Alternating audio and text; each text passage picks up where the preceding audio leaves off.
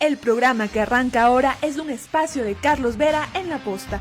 Si lo quieren aplaudir, lo aplauden a él. Si lo quieren apedrear, lo apedrean a él.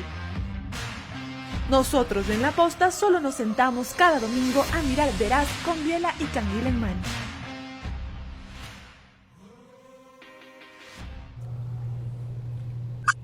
Bienvenidos a una entrevista inusual con dos personajes muy distintos y muy distantes, pero que yo he hecho coincidir en un tema común en el cual espero que puedan aportar en los próximos 60 minutos. El uno es qué se puede hacer en seguridad por parte del gobierno en los próximos 5 o 6 meses en las nuevas condiciones en que está el país y el Ejecutivo. Y el otro, qué se debe hacer en lo económico en los próximos 5 o 6 meses, con la ventaja de que la Corte Constitucional solo tiene que referirse a la constitucionalidad o no de los proyectos de ley económicos de emergencia. Y con eso comenzó el presidente cuando anunció que optaba por la muerte cruzada. Recordémoslo.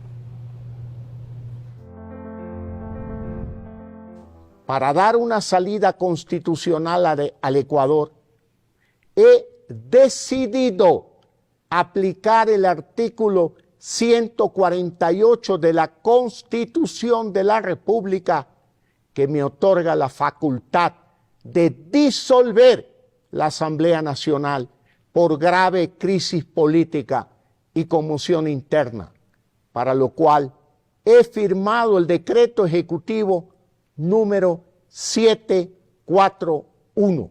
He solicitado al Consejo Nacional Electoral la convocatoria inmediata a elecciones legislativas y presidenciales para el resto de los respectivos periodos. A partir de hoy, sin bloqueos, el gobierno nacional expedirá una serie de decretos ley que cumplirán con el mandato soberanamente expresado por ustedes. He firmado el primer decreto ley de urgencia económica para reducir impuestos, fortalecer la economía de 460,000 familias ecuatorianas y que significará que cerca de 200 millones de dólares regresen a sus hogares. Entonces, pregunta uno para Fausto Ortiz, exministro de Finanzas y consultor en temas de economía y finanzas. ¿Ese proyecto hizo bien el presidente en mandarlo primerito a la cabeza de todo para que entre en vigencia tan pronto la Corte Constitucional se pronuncie? Bienvenido. Gracias, Carlos. Saludos cordiales. Es el proyecto que tenía más claridad en el tema de, no había discusión porque es un tema económico, es un tema urgente, es un tema donde la gente está sintonizada con la idea de que puedan reducir impuestos, por lo tanto es un proyecto viable. Por ahí podría ser cuestionado si es que él puede dictar la transitoria de que entre en vigencia el día de mañana o si tiene que esperar un año por el tema de impuestos de renta hasta enero de 2024. Pero en todo caso, eso ojalá que pueda pasar y logremos ir avanzando en esta nueva etapa. Ese punto que usted menciona, no quisiera que lo dejemos de ahí, luego lo aclararemos. En el cambio de la seguridad, en cambio, la pregunta es para Jan Topic Feró, quien es presidente de Telconet desde el 2014 hasta ahora, es el director general de Cajamarca, que es una empresa de seguridad, y egresado de Harvard Business School y Extension School International y Extension de Strategic. En el suyo es donde más expectativas hay, en su campo, en la seguridad. ¿Cómo debe aprovechar estos 5 o 6 meses para poner en marcha cosas que aseguraba le bloqueaba la Asamblea? Como por ejemplo, que se trate rápido y se trate bien la ley del uso progresivo de la fuerza. Primero hay que hacer la pregunta de qué no podía hacer el presidente antes por la Asamblea en Seguridad, que sí iba a poder hacer ahora, que mi vista es que es muy poco. Realmente todo lo que puede hacer antes lo puede hacer antes, lo puede hacer ahora. ¿Cuál va a ser el legado de Guillermo Lasso? Porque de eso estamos hablando en seguridad. ¿Dónde podría atacar? Yo veo dos cosas. ¿Dónde puede apoyar la falta de asamblea? Mejor control de la policía. Hay elementos malos que la estructura actual no te permite eliminarlos. Y 2, donde la Asamblea no entra porque siempre lo pudo hacer, pero es algo que puede hacer en los próximos 5 meses, finalmente coge control de las cárceles. Ok. Ese es un legado que yo respetaría. En eso vamos a entrar y en otros temas más en los próximos 60 minutos con dos invitados de excepción e idóneos cada uno en ese aspecto de su profesión, economía y seguridad.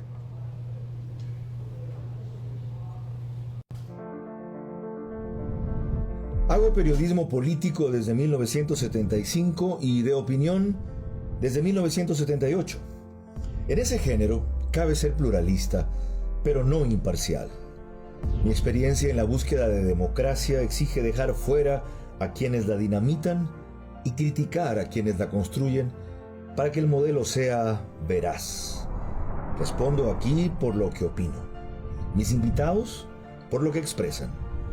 Nada de eso compromete o representa a este medio. Una entrevista veraz es la mejor forma de conocer la verdad. A eso los invito. Ahora. Este espacio Veraz se emite gracias a Telconet Latam, Eni Lubricantes, Bankers Club, Nógico. Empezamos esta entrevista veraz con dos personajes inconexos, salvo por la coyuntura que los hace conectarse. Una posibilidad de que se haga en seguridad lo que tanto se esperó antes, no existiendo la valla de la Asamblea, y de que se avance en economía lo que tanto se anunció antes. Les recuerdo que en medios digitales esto se emite en exclusiva por Facebook y YouTube de La Posta. En convencional estamos en Stream TV Cable, canal 15 o 709 si prefieren alta definición de Vito TVO. En DirecTV el canal es el 194, corresponde a Manavisión, canal 9, señal abierta solo en Manaví. Radio a nivel nacional, las dos del Grupo Canesa. Caravana 750 AM y Blue 88.9 FM. Nuevamente gracias a la gran cantidad de gente que por la noche está circulando, en la ciudad preferentemente taxistas de lo que me dicen, y en la carretera conductores de bus o camioneros que escuchan y siguen el programa por allí. El reprise es únicamente domingo 20 horas a través de Extrema FM 92.5 para Tungurahua y Cotopaxi. Desarrollemos aquello con lo que empezamos, economista Ortiz. ¿Por qué se pregunta usted si aprobada la reforma tributaria debería entrar en vigencia este año y no el próximo? Las leyes tributarias son claras y te dicen, si hay una reforma de impuestos mensuales, entra a regir el mes siguiente. Y si hay una reforma de impuestos anuales, entra a regir el año siguiente, es decir, 1 de enero. Por eso que la reforma que el presidente envió a la Asamblea tenía una transitoria y decía, por esta sola vez, entrará en vigencia el mes siguiente a pesar de que sea un impuesto anual. Y eso era bastante claro y fácil de entender en la Asamblea, que iba a tener esa aprobación directa, digamos, y no había hay dudas. Hoy día la Corte Constitucional podría evaluar si es que ese artículo transitorio aplica o no aplica para un decreto ley.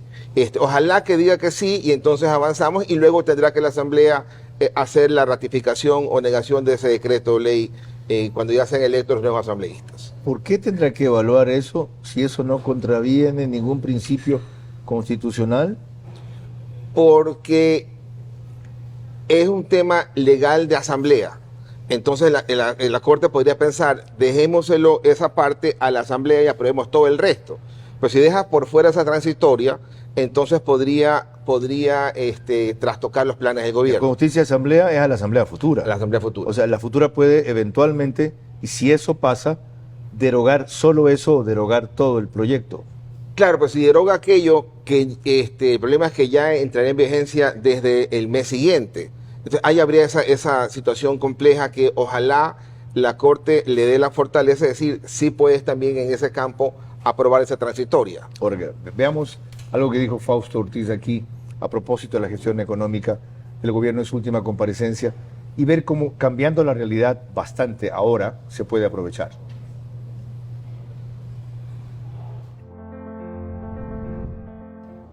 Decepción es la diferencia entre expectativa y realidad.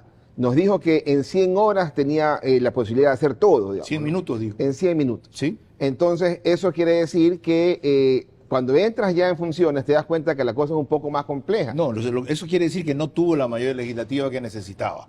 Sí, por supuesto, ¿Y para está bien? poder pasar las leyes. Pero esa mayoría le iba a aprobar esa lista que notarizó, en donde estaba, entre otras cosas, eliminar el ISD, por ejemplo. El déficit fiscal tan alto le impide bruscamente bajar el gasto. Usted ya sabía que esto se ve. Sí, lo sabía, pero a ver, si tú estás en una campaña y dices voy a tener que subir impuestos, no vas a ganar nunca. Entonces tienes que tratar de equilibrar. ¿Pero usted cree que le va, además, subir impuestos? Le va a tocar.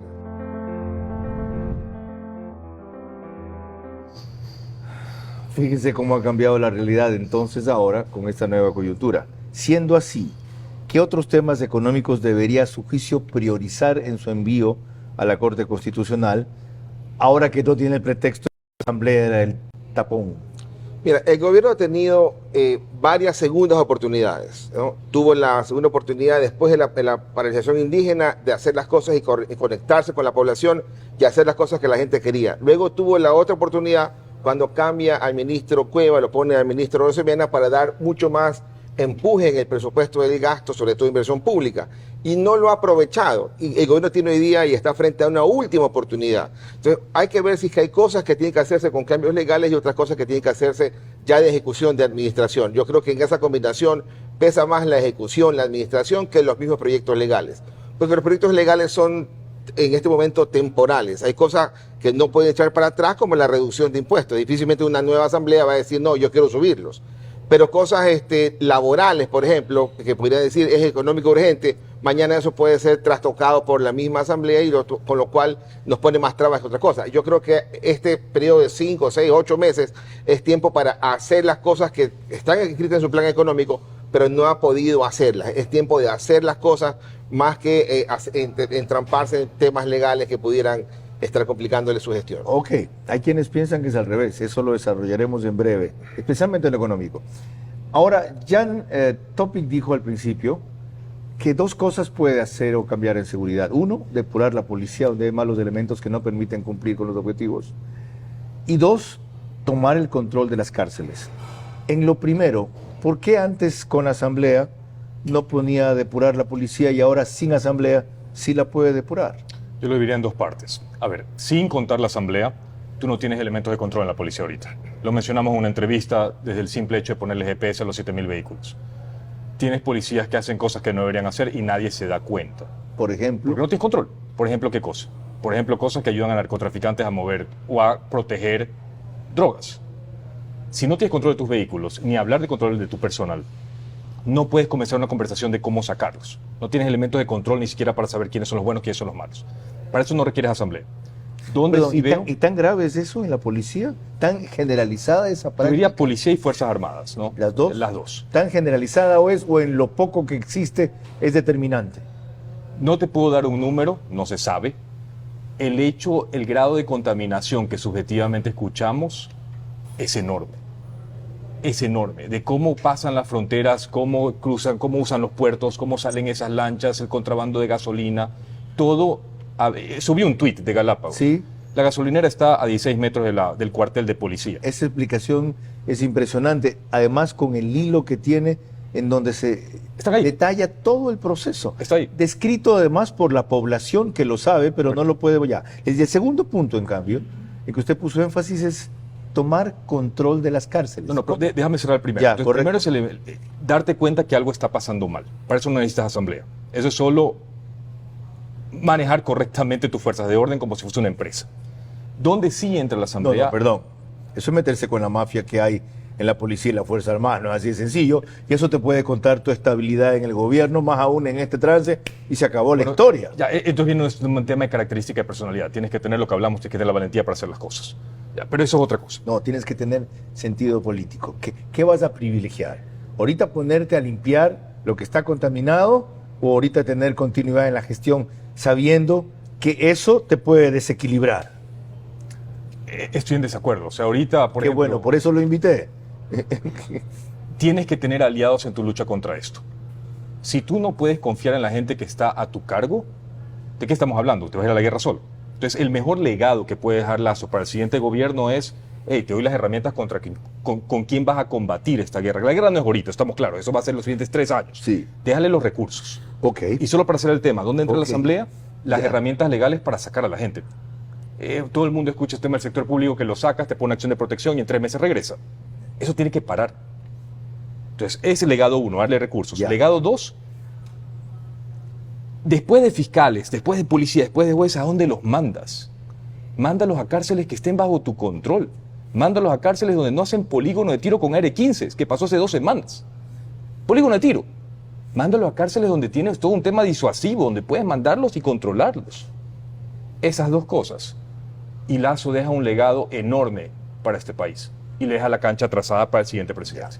Enseguida retomar ese tema. Volvamos al económico. Segundo proyecto que tiene en el andarivel Guillermo Lasso por enviar, y lo anunció ya, es el de las zonas francas. ¿Merece esa prioridad? ¿Sirve de algo? Sí, son proyectos que van a ir aportando, son proyectos que no hay discusión si son económicos o no. Por ahí está el tema laboral, alguien puede decir no es económico, aunque claramente es económico, pero el tema de zona franca sirve, ayuda, genera inversión, y eso es importante que ocurra en estos meses donde la población está queriendo que se cumpla lo que el presidente dijo, es aumentemos el empleo. ¿Quién dijo que genere inversión? ¿Usted cree que alguien va a querer invertir en este ambiente de incertidumbre de 5 o 6 meses? Seguramente para alguna zona franca podrán estar estableciendo los mecanismos para pensar, parar, ver qué ocurre y luego invertir. Y hay que ir creando las condiciones para que eso ocurra. A ver, y ahí entra también la parte política inevitablemente, de la cual usted no es ajeno, aunque no es su especialidad. Lasso querrá decir, para justificar postularse a la reelección, entre otras cosas, a los sectores que apela tratando de atraer inversión con cosas como esta. Miren, justamente para que haya continuidad de lo que he planteado a la Corte Constitucional, y la Corte Constitucional me ha allanado, tengo que postularme yo para, con alguna opción de ganar. No tengo ninguna, dicen ahorita, ya van a ver que sí. Yo creo que sería un suicidio, pero ok. Creo que es el peor daño que le podría hacer a este periodo y a la tendencia, pero ok. La lógica es otra. Además, ahí incluye un elemento. Va a haber tanta dispersión en la tendencia democrática, del centro izquierda a la centro derecha, tanta, que con un 20-25% que Lasso gane se puede reelegir. Entonces, ¿tiene sentido pensar en una postulación para reelegirse que solo sería para completar su año y medio que le falta y decir, bueno, de alguna manera terminé mi mandato? Sí, en la parte política le va a tocar mucho desprendimiento a todos los candidatos. Porque si él se lanza y se lanzan 7 más de la misma tendencia, entonces se acabó esa tendencia. Es decir, ojalá logren juntarse como lo hizo con el Social Cristiano, quizás no se va a juntar otra vez con ellos, pero hay que buscar una tendencia para poder pensar en llegar a ese 20-25% y tratar de arrancarle esa posición hoy día a Pachacutic, y tratar de embarcarse en una posibilidad de que no haya un triunfo electoral en una sola vuelta, digamos. Hoy día es un poco más complejo, hay que buscar ese escenario, ¿no? En principio apostarle a que haya una segunda vuelta. Volvamos a lo de seguridad. En una conversación que tuvimos recién en Veraz, a partir de unos tweets que usted publicó, su énfasis en que la cosa comience por control de las fronteras era enorme. Veamos para eso lo que mostró respecto a un muestreo, solo un día, en la frontera norte, puente de Rumichaca, paso normal y convencional legal entre Colombia y Ecuador. Ahí, ¿qué es lo que se ve que detectan esas cámaras? No, eso es solo cantidad de vehículos y las placas. Entonces establecemos la trazabilidad de todos los vehículos, punto de origen, punto de salida y la frecuencia con que pasan por el puente. Ok. ¿Qué Pero más? la base era solo dimensionar volumen para ver cuántos escáneres se había que poner. Pero lo que me llamó la atención era, no sabía que era tan libre el tránsito. Cero control. Absolutamente cero control. A cada vehículo que pasan no le pasan un detector. No, o sea, de lo que vimos, yo me puse a ver todo el sábado por la mañana eso, 3 horas, 4 horas, a ninguno. Entonces, ¿Usted cree que ahí sí podía poner escáneres? por supuesto, tienes, a ver, espacio tienes. Y el costo, repito, a ver, tiramos números, Los 6 puntos fronterizos que queríamos controlar, hacerlo bien, relativamente bien, son $40 millones. Pero me di un paseo por la frontera norte para verlos, porque tienes que ir a ver, tienes que ir a ver. Esto no es un trabajo de escritorio. ¿Usted vio 4? Claro, fuimos, 3 de la mañana. Y ve a la gente pasar. ¿Ah? ¿En serio? A ver, Carlos, esto es insultante. Pasan como yo cruzo la cocina de mi casa.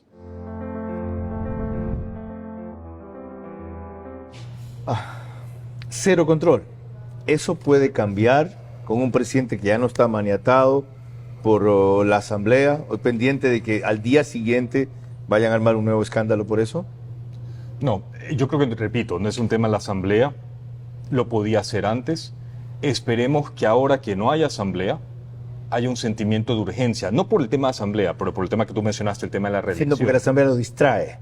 Más que lo bloquea, Exacto, lo distrae. De acuerdo. Tema de urgencia y tema de enfoque. Si él se puede enfocar y tiene este sentimiento de urgencia por el tema de reelección, como bien dices tú, tal vez se pueda reelegir, no sé. Hace estas 2, 3 cosas, las hace bien. El tema de fronteras puede tomar mucho más tiempo que los 5 o 6 meses que tiene. Pero si lo puede dejar encaminado, si puede mostrarle a la ciudadanía de que le echa la culpa a la asamblea, pero ahorita estamos encaminados, esos son los proyectos, estos son los objetivos, en tanto tiempo puede haber una luz. Ok, ahí ven la oportunidad y riesgo que a la vez tiene el presidente. O la asamblea fue el pretexto válido, o son unos ineptos totales.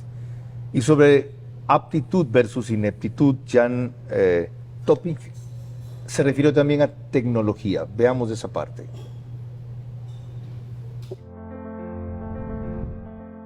Está por demás decir que hay que hacerlo preparados. Está por demás decir que hay que hacer un chorro de cosas que no se han hecho para equipar a la policía, entrenar a la policía, equipar a las Fuerzas Armadas, entrenar a las Fuerzas Armadas. Eso viene por defecto, eso es obvio. Y hay que hacerlo primero. Pues puedes hacerlo paulatinamente en paralelo. Yo creo que ya hemos perdido demasiado tiempo.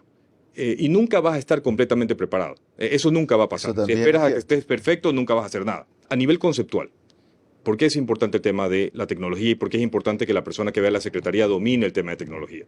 Hay como 3 cosas que tiene que dominar y vamos a hablar de eso. Pero antes sobre eso, no necesariamente tiene que dominarla, pero sí rodearse de expertos o contratar expertos o tener asesoría de gente que la domine. No, tiene que dominarla. Ah, ok. ¿Por qué? No estamos en tiempo aquí para ir aprendiendo. O sea, tienes que contratar a una persona que vaya a trabajar, no a aprender.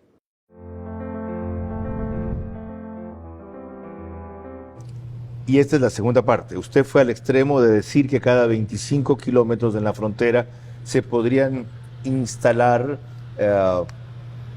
¿cómo les denominó? No eran cuarteles, ¿sí? Sí. Pequeños cuarteles para repartiendo a las Fuerzas Armadas con facilidades logísticas en toda la frontera, ser más eficaces en impedir el paso de la droga. Fuerzas Armadas, silencio total, indiferencia total. ¿De qué está hablando este astronauta? ¿Se puede implementar eso ahora? O sea, no es un tema astronauta. No, pero así se opera. Así lo dice, claro. FOBs, así lo dice. O sea, lo que este señor plantea es imposible. Eso porque en sus papelitos le sale esta vaina. No, o sea, repito, FOBs. O sea, en Afganistán es como tú peleas. Tienes estos Forward Operating Bases como tú operas. Tienes estas bases para el tema logístico. Así se opera en combate moderno. Eso lo pueden implementar ahora. Pero por supuesto. Desde entonces acá sacaron la iniciativa antiterrorista, estamos en estado de excepción, las Fuerzas Armadas tienen 2 personas nuevas frente a seguridad, el consejero que está junto al presidente Paco Moncayo y el general Wagner Bravo, que es el secretario de seguridad. ¿Cuál es la pregunta? Si pueden. Vamos 2 meses, mes y medio, todavía no escuchamos un plan. El plan debe divulgarse y escucharse. Usted tiene que decir, esto voy a hacer. Esto no es un tema de seguridad, esto es un tema de sentido común. Primero, si tu plan depende de su confidencialidad para surtir efecto, en un mundo donde Carondelet, donde todo se filtra, ¿de qué plan estamos hablando? Mucho mejor tener un plan, sabes que vengo, sabes cómo vengo y no puedes hacer nada al respecto. Pero asumamos de que depende de confidencialidad. Démosle el beneficio de la duda. Por lo menos danos los objetivos. No me digas cómo, dinos a dónde vamos.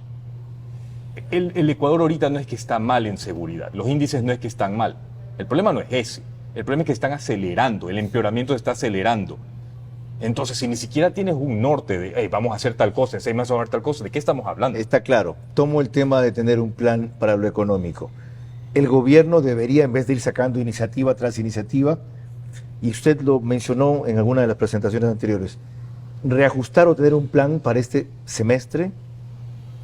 Mira, el gobierno en la parte económica se mueve con su presupuesto del Estado, ¿verdad? Un presupuesto del Estado que es 25.000, 30.000 millones de dólares si uno pone la deuda.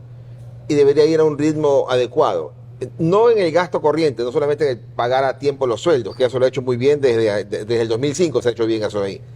Pero el problema está en la inversión. Usted ha dicho sobre eso que la inversión pública prevista para este año es 1.830 millones aproximadamente, que ha transcurrido la tercera parte del año, que son 4 meses, y apenas han concretado 15% de esa inversión, cuando debería existir por lo menos 25-30%. Claro, 33%. Pero de ahí, cuando uno pregunta por qué no lo hacen, el ministro te dice, yo tengo la plata, pero la gente no ejecuta. Cuando preguntas a la gente por qué no ejecuta, dice porque los procesos son complicados. No, dicen porque tengo que ir a informar a cada rato a la asamblea. El pretexto que ponían es, la asamblea me pide información a cada rato, la asamblea me llama, la asamblea me tiene extraído, la asamblea me va a hacer juicio político. No tengo tiempo, Fausto. Ahora sí.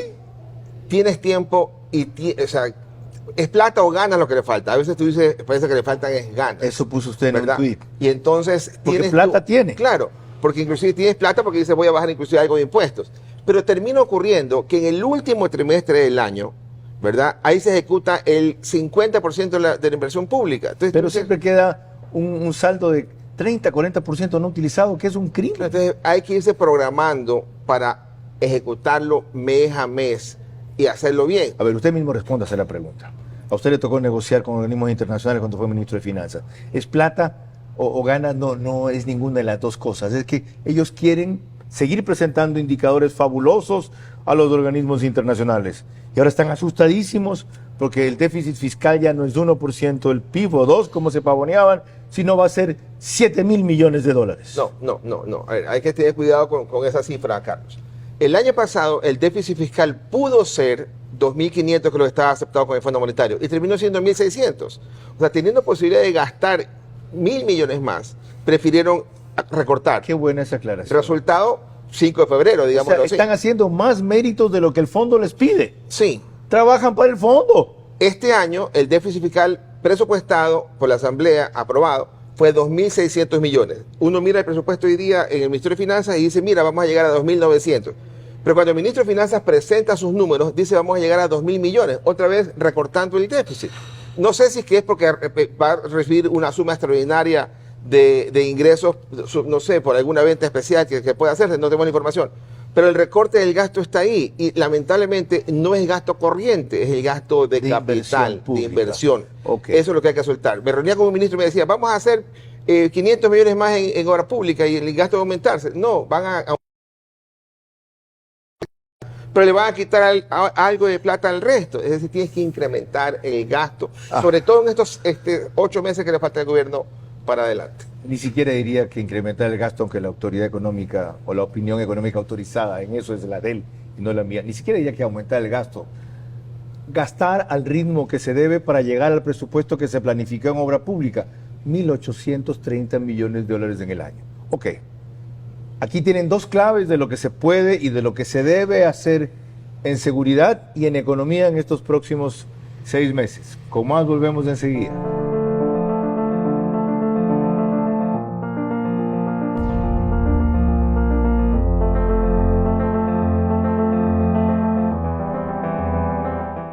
Eni Lubricantes. Protege tu motor al máximo. Eni Lubricantes. Trabaja constantemente para tu satisfacción.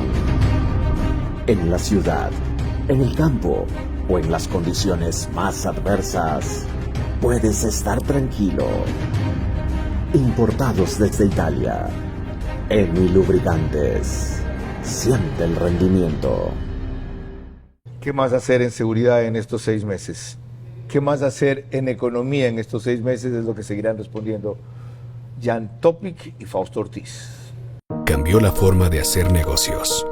Cambió la forma de aprender. La forma de cuidarnos. Cambiaron las oficinas y las salas de reuniones. Y aunque los cambios siempre son un desafío, el éxito está en contar con el aliado correcto. En utilizar la tecnología de hoy para ser la empresa que quieres ser mañana. El momento es ahora. Telconet Latam.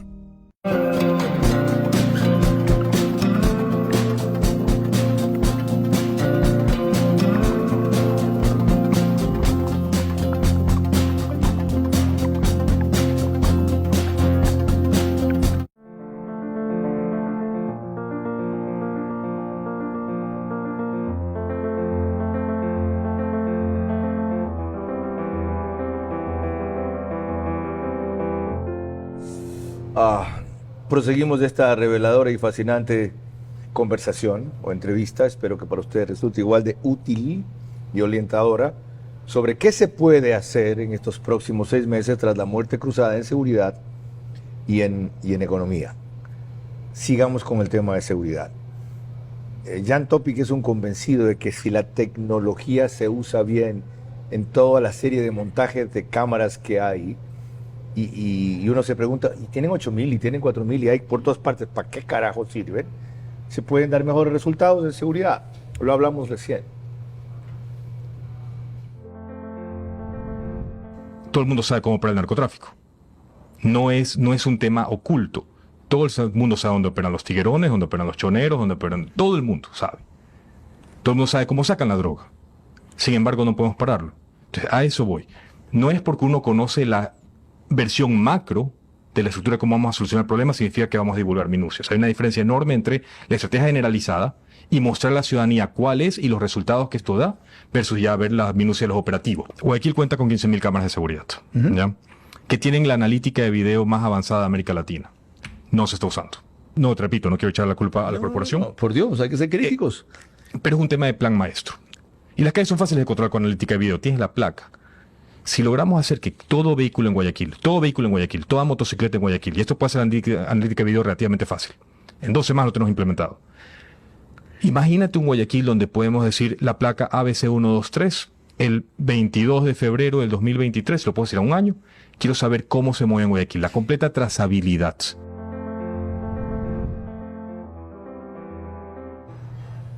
Completemos esa idea, economista Topic. ¿Para qué serviría tener esa utilización con esa cantidad de cámaras? ¿De qué me sirve saber cómo anduvo el vehículo? ¿Y qué gano yo con eso? Si te secuestran en Guayaquil, hay un 95% de probabilidad que terminas o en Nueva Prosperina o en Durán. ¿Dónde? Si tú tienes una trazabilidad de cámaras y el proyecto va, lo que mencionamos ahorita, estoy feliz porque lo hablamos con Aquiles y el proyecto va. Es más, era solo aplastar on. Esa era mi frustración con la antigua administración. Era solo de usar. Ya estaba listo, pero el proyecto va. ¿En verdad era una cosa tan simple como solo aplastar on? Sí. En tecnología siempre tienes un problema ahorita en la aplicación de seguridad. Muchas veces las personas que son buenas en tecnología no son buenas en seguridad y viceversa. La ventaja de esta nueva administración es que han entendido de que tienen este monstruo tecnológico y han entendido cómo generar la aplicación en seguridad y que sea sumamente accionable, ¿no? ¿Y antes era que no la entendían o no la querían poner en on? Sí, también viene un tema de que justo para cuando el proyecto ya comenzó a arrancar o ya arrancó, se pierden las elecciones. Entonces yo creo que hubo un tema también motivacional ahí. ¿No es complicidad o negligencia? No creo, porque el proyecto arrancó en octubre, las instalaciones para febrero, que ya salieron las elecciones. Qué buena la aclaración que usted... no, pero aquí tengo otra digresión que hacer. Si esta cuestión es fundamental y usted domina el tema, ¿por qué diablos no aceptó la propuesta de Aquiles de ser el director de seguridad, o no sé cómo se denomina esa función, del municipio de Guayaquil? Es que ese no era el cargo. Primero, tengo enorme respeto por Aquiles Álvarez. En el poco tiempo que nos conocimos ahora, recién en febrero o marzo, la tiene clara. Qué bueno oír decir La tiene eso. clara, la tiene clara. La ventaja con Aquiles Álvarez es que tal vez no pasó con la presidencia, y yo creo que por ahí va el tema, igual tenemos una conversación pendiente, es conflictos de ideas. Que es interesante cuando tienes un conflicto de ideas, porque ahí pules la idea, pules el plan. Entonces había un tema que me propusieron, el tema macro, pero después era solo una arista, y yo sí tengo dudas de que controlando esta pequeña arista de seguridad se pueda llegar a los resultados que necesitas, ¿no? Aclarado. ¿Y usted por qué no le dijo, no, o todo o nada? Si quieres que te dé resultados, necesito controlar todo el área. Tenemos la conversión pendiente, y dos, ¿Me dice en serio? Y de corazón, yo creo que uno cuando habla temas así de país no puede ser tan egoísta. En lo que puedas apoyar tienes que apoyar. Pues desde luego. No, pero lo que estoy aquí preguntando en el fondo, pues si no estuvo claro, le ofrecen la oportunidad de hacer, no solo de analizar, y usted dice no. No, me hicieron la oportunidad de hacer todo. Después Entonces, se ¿por qué no cambió a dice la no? oportunidad de hacer algo, Entonces, una ¿por pequeña qué parte. no dijo por qué me cambiaron la película? Es A que mí me esa interesó es la en este conversación. sentido, no en el otro.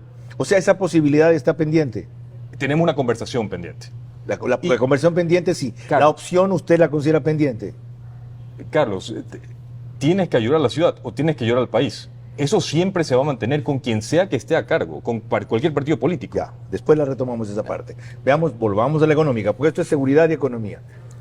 Fausto Ortiz, en una comparecencia anterior, también se refirió a un elemento clave que el gobierno vive comentando, a mi juicio en exceso, el riesgo país.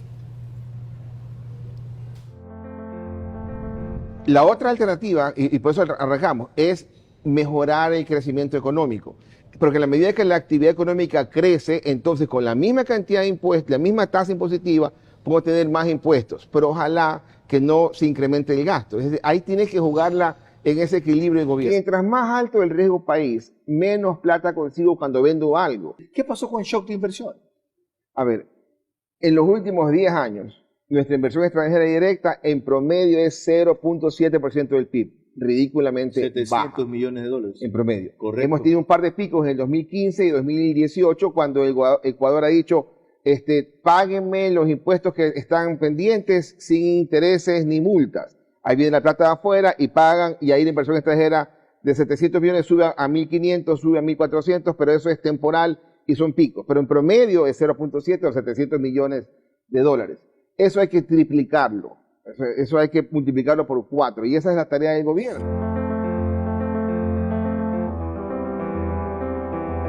El riesgo país subió más cuando la Asamblea se puso belicosa 2100 que ahora que anda por 1700, 1800. Ese debe seguir siendo un indicador que tenga en cuenta el gobierno cuando manda sus iniciativas de urgencia económica a la Corte Constitucional primero. Y segundo, ese shock de inversiones que se pedía o se anunciaba para los primeros 100 días, sin llegar al nivel de shock, se puede alimentar ahora, por ejemplo, el TLC con China parado, porque no hay quien lo apruebe, que es la Asamblea. ¿Cómo manejar con esa variable? Sí, el riesgo país está desconectado en este momento de la situación macroeconómica, porque la macroeconomía se ha ajustado bastante bien, hay buenos indicadores macroeconómicos históricos, digamos. Entonces, la conexión del riesgo país ¿con qué es en este momento? Es con la posibilidad de que el nuevo gobierno en el año 2025 vaya a querer pagar los vencimientos de deuda que empiezan ese año por 700 millones. Si me preguntan a mí, ¿va a pagar el nuevo gobierno? Yo digo sí, cualquier tendencia que sea, porque a nadie se le va a ocurrir no pagar 700 millones de dólares cuando tienes que conseguir 7.000 o 10.000 millones de financiamiento para déficit y para amortización. Correcto. Pero el mercado no termina de leerlo de esa manera. Entonces el riesgo país está alto, está hoy día en seguramente 1.900 puntos, que es el mismo nivel que estuvo hace 3 semanas, que es lo que estuvo también en la época posterior al paro de Pero en junio. definitiva, debe Lazo desentenderse eso. O sea, hacerlo apropiado, suba más o suba menos el riesgo país por ahora, porque la señal de fondo que se manda es más positiva y el riesgo país volverá a un nivel bajo. Es que en la medida que Lazo haga la tarea correcta en estos siguientes 6 meses y la posibilidad de que la tendencia se mantenga en el próximo corto periodo presidencial y quizás en el siguiente ya largo, ahí el riesgo país va a caer. Pero no puede el gobierno pensar y trabajar solo por el riesgo país. Okay. Hay otros elementos alrededor, el empleo, la pobreza, la desigualdad, que esos también son factores que al mediano plazo van a caer en el terreno de Yang, que es la seguridad. Entonces hay que trabajar ahí también, no solamente es palo, también hay que corregir. Ojalá lo entiendan. Y no es que esos otros elementos que Fausto Ortiz menciona se van a resolver en 6 meses, pero se pueden atenuar o dar señales claras de que en ese sentido se va cuando no se tiene una asamblea como obstáculo. Hago una aclaración a propósito de una barbaridad que dije en el bloque anterior y Fausto Ortiz tuvo la gentileza de no hacerme quedar más mal de lo que quedé. Ya confundí el déficit fiscal con el déficit de financiamiento. El déficit fiscal, es decir, el de presupuesto es aproximadamente, o se prevé que sea 2.000 millones de dólares. El déficit de financiamiento, es decir, lo que necesitamos para cumplir con nuestras obligaciones, es 7.000 millones de dólares. Desgraciadamente no soy economista. Desgraciadamente no soy economista. Aclarado y disculpado. Enseguida volvemos con más.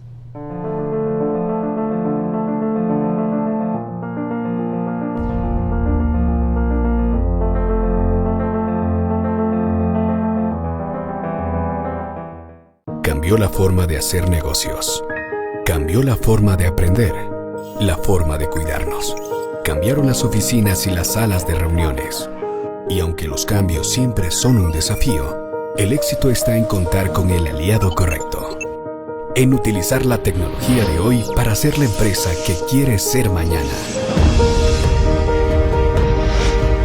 El momento es ahora. Telconet Latam. Eni Lubricantes. Protege tu motor al máximo. Eni Lubricantes trabaja constantemente para tu satisfacción. En la ciudad, en el campo o en las condiciones más adversas, puedes estar tranquilo. Importados desde Italia. Eni Lubricantes. Siente el rendimiento. Parte final con dos invitados reveladores en sus definiciones. Lo que se puede y debe hacer en seguridad versus lo que se puede y ojalá se haga en economía.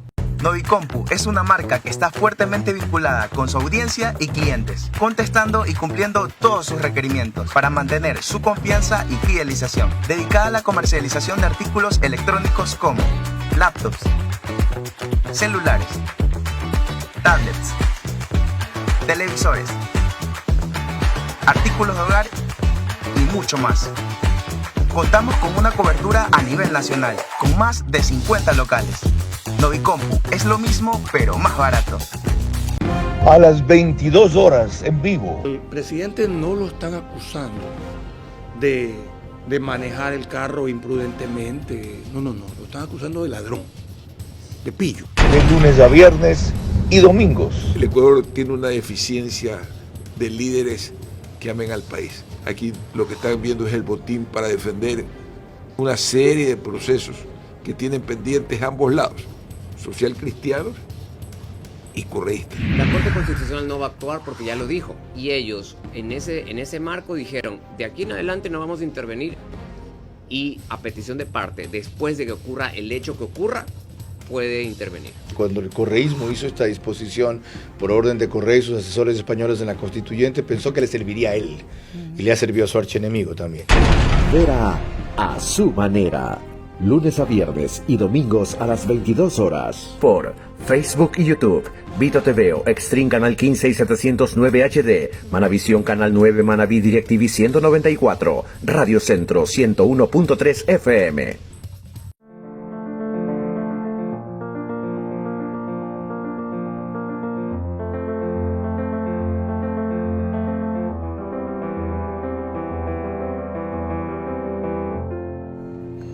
Jan Topic decía en el bloque anterior, tomar control de las cárceles, como si fuera a tomarse un vaso de agua. Sí, tiene que tomar control de las cárceles. Chévere. ¿Sabe qué pasa si hace eso? Estalla una acción de 8,000 aliados, cómplices, socios, amigos, compañeros que tienen las bandas, que controlan las cárceles, desde donde ejercen a la vez control de la situación que ellos quieren manejar afuera. O sea, usted quiere disparar una guerra abierta. ¿Cuál es la alternativa, Carlos?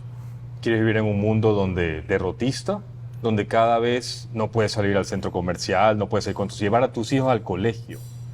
¿Quieres seguir viviendo ese mismo mundo? No, en serio. Porque mucha gente te hace la misma pregunta. No, que las calles se calientan. Ese es el Ecuador donde quieres vivir, el Ecuador de Colombia de los 80s, de los 90s.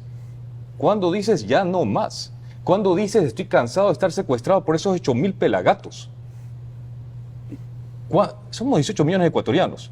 La gente pasa criticando a Venezuela y cómo es posible que todo el pueblo venezolano no se le haya sublevado a Chávez, sublevado a Maduro. ¿Y aquí? Bueno, respondo, ese es un proceso que se puede emprender.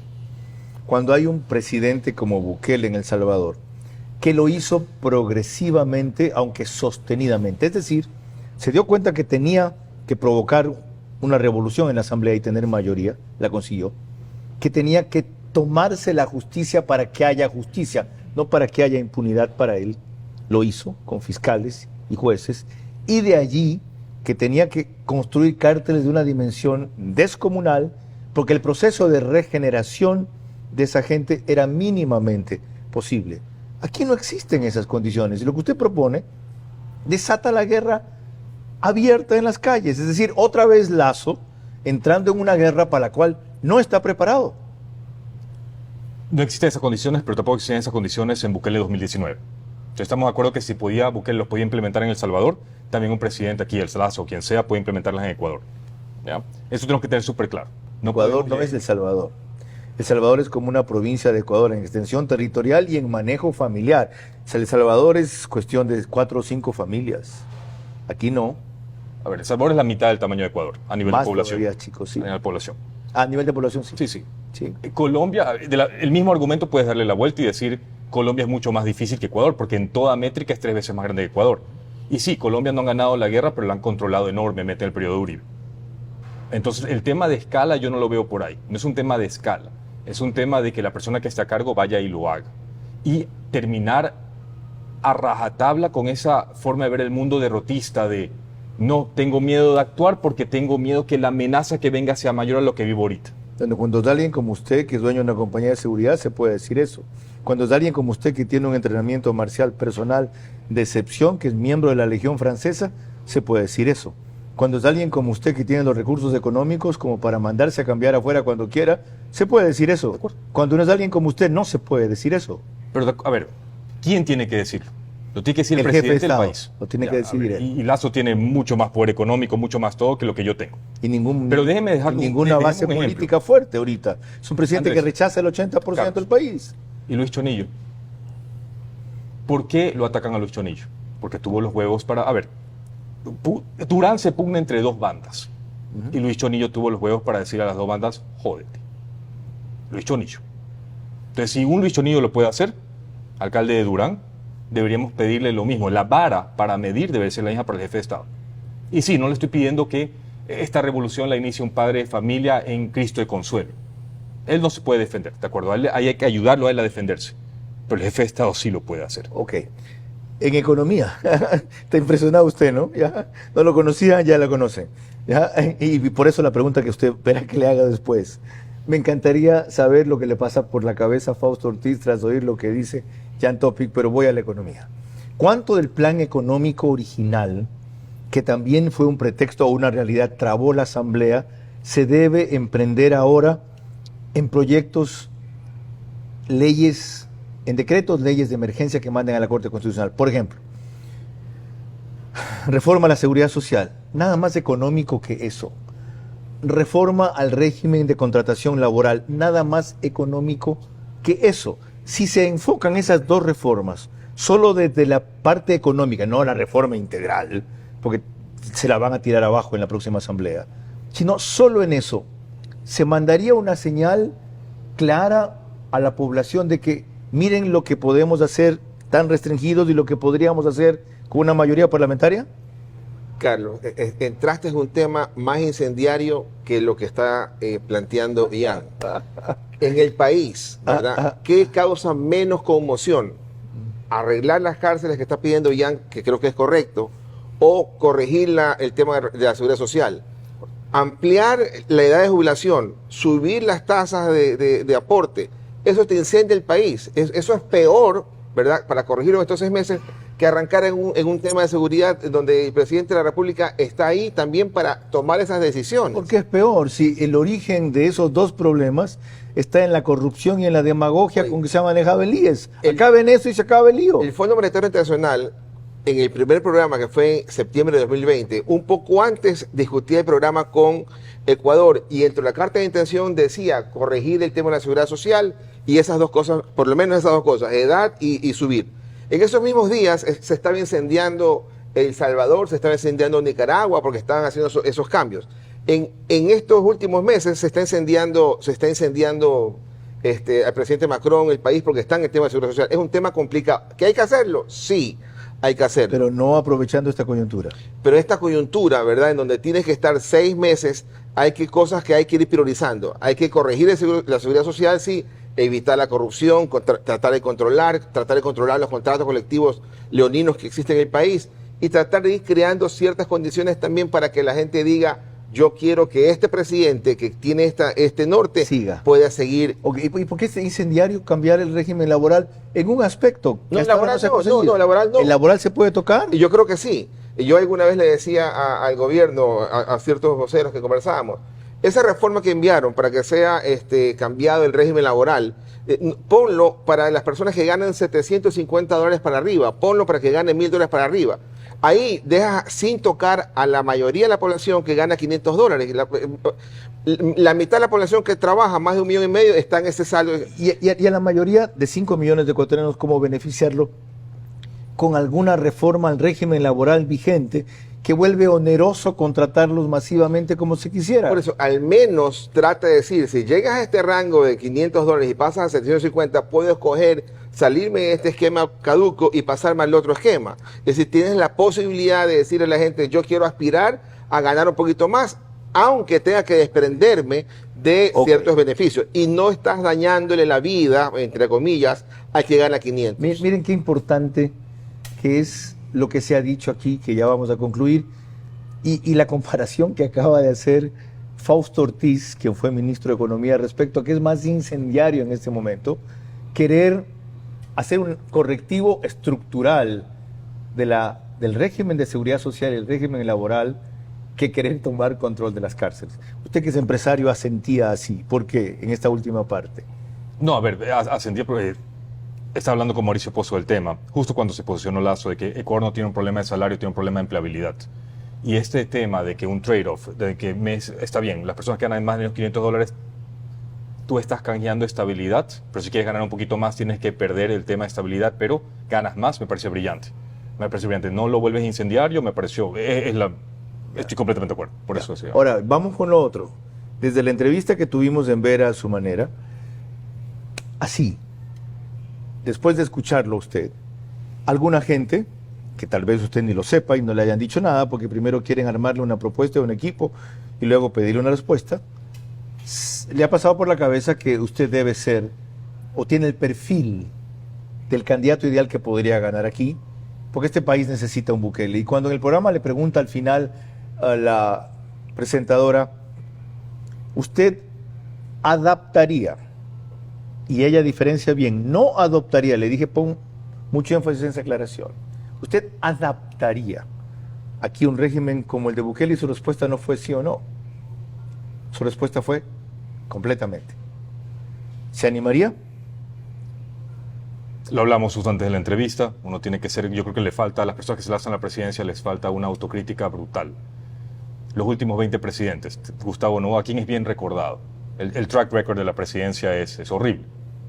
Entonces, te quieres lanzar a un puesto así, tienes que hacer una autocrítica enorme de ¿vas a agregar valor o no? Si no, quédate en tu casa. Hay cosas buenas que yo traigo a la mesa. El problema de seguridad lo veo simple. Se puede arreglar fácil, rápido. Yo no soy político. Eso de las cosas que yo traigo a la mesa que no agregan valor. Yo no soy político. Lo que hablamos, no rencor, no sé. Uno tiene una personalidad fuerte, no soy perita en dulce. Yo no soy de desfile de modas. Y creo que las campañas electorales se te terminan en zapatitos rojos. TikToks, en un scooter. Eso yo no tengo. Eso yo no sé que... Eso creo que no te hace elegible. Entonces, estamos analizándolo. Gracias por su franca respuesta. Le pido a usted otra franca respuesta. A la economía, ¿conviene más la reelección de Lazo o conviene más el perfil de un presidente, indistintamente de su profesión, que represente una tendencia conciliadora en el país del centro izquierda al centro derecha? Sí, no extremos, no extrema derecha, no se me ocurre ahorita uno que sea de extrema derecha que esté en el horizonte, quizá Pedro Freire, aunque no lo parece, no de extrema izquierda, ahí sí se me ocurre uno clarísimo que es Isa. ¿Qué conviene más a la economía? Yo creo que lo que le conviene es tener 3 opciones claras: el correísmo, Pachacute y una tercera línea, para que la gente tenga la posibilidad de escoger qué quiere, ¿verdad? Y creo que la tercera opción debe ir en otro frente de reconstrucción nacional, como lo hizo Félix Cordero hace 30 años.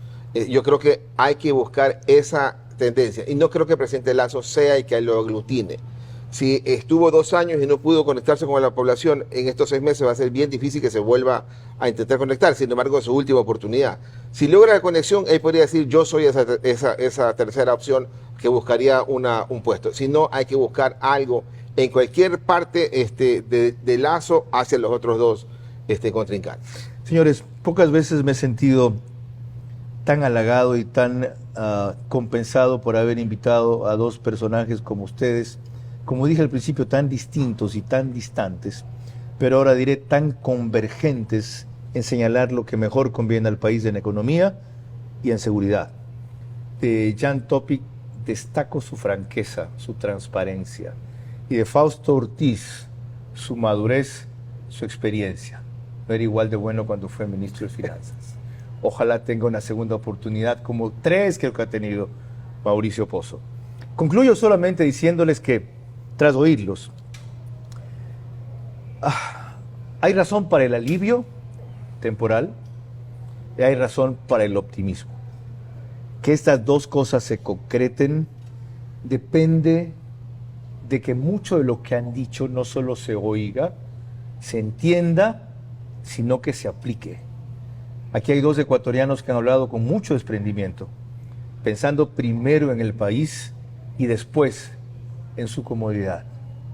Son buenos vientos por ahora, que sigan soplando en esta dirección. Hasta la próxima semana.